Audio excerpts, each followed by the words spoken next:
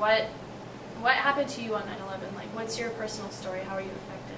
Okay, so September 11th, 2001, I was at the University of Michigan, and that's in Ann Arbor, and I was a junior, and I woke up and I went to school, my first class, and I walked in, and it was just after 9 o'clock, or around 9 o'clock, and I walked in, and I was like, hey everybody, what's going on, what's up?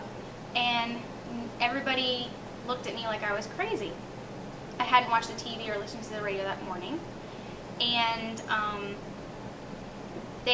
didn't even notice the big screen up in the auditorium where they were like playing the news. And so they just pointed, and I looked up, and it said that one of the planes hit one of the towers, the World Trade Center.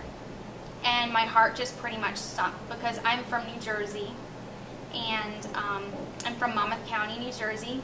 A lot of people from my county take the train into the city.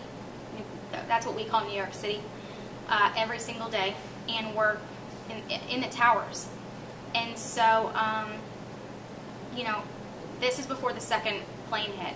So as I was scrambling to get my phone to call my mom to make sure everybody was okay, the next plane hit the other tower. And you know that when you have friends whose parents are in those towers, I mean, you know that they're not going to survive right at that point.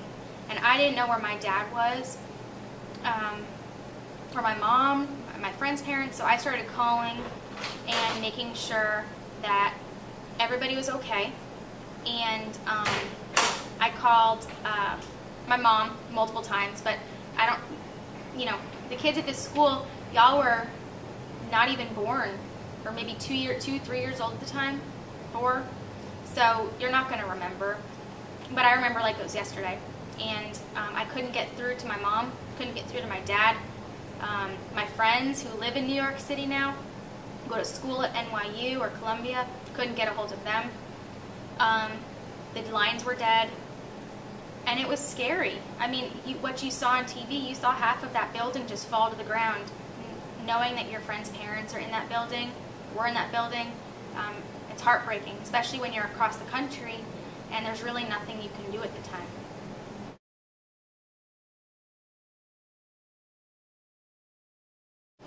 Well, I certainly think they shouldn't take life for granted. 9 of my friends' parents died in those towers. So, every year, September 11th, tomorrow, I will be thinking of them. These are kids that I grew up with, my best friends. On Mother's Day, they don't have a mom. Father's Day, they don't have a dad. Many of them couldn't have funerals because their bodies were virtually blown up to pieces. They don't know where they are. They're buried somewhere among the rubble. I think that you should value every day that you have with your family, or your good friends, people who take care of you. I think y'all should appreciate what you have here. Our educational system, the opportunities that we have. Be kind to one another, because you may not get another chance to say I'm sorry to somebody after that day. So that's really what I see people taking from those events.